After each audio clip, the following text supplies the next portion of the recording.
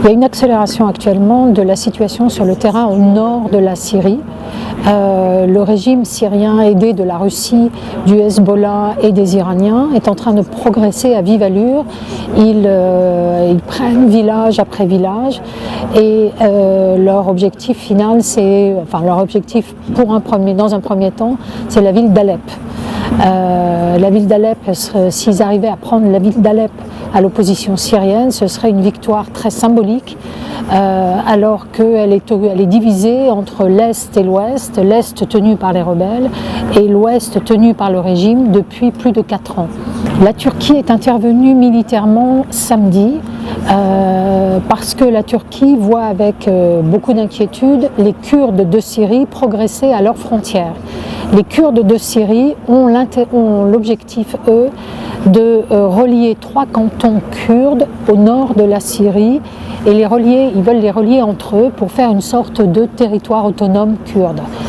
Donc les Kurdes ont fait alliance d'une certaine façon avec le régime syrien et avec les Russes, et ils sont aussi partenaires sur le terrain des Américains avec lesquels ils aident les Américains dans le guidage de leur bombardement sur Daesh.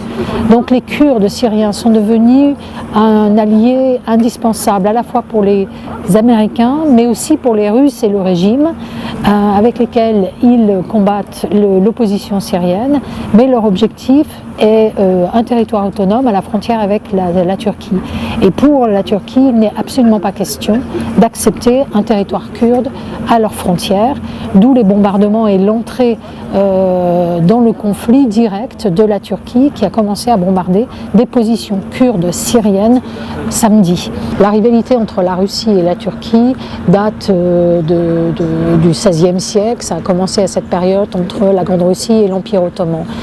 C'est pour le contrôle notamment des mers chaudes. Et on retrouve la même rivalité aujourd'hui autour de la Syrie et de l'accès à la Méditerranée pour la Russie qui est très importante. En plus, les deux pays sont dirigés par deux personnages forts et très populistes qui sont Vladimir Poutine et de l'autre côté Erdogan. Et on le voit dans l'escalade verbale, on voit deux dirigeants qui veulent absolument faire aucune concession. Et donc la Turquie a appelé à l'aide certains de ses alliés, comme l'Arabie Saoudite, pour intervenir et écraser, enfin se retrouver nez à nez avec les Russes. D'où l'incertitude sur l'avenir de ce conflit qui commence à inquiéter toute la communauté internationale, y compris l'OTAN.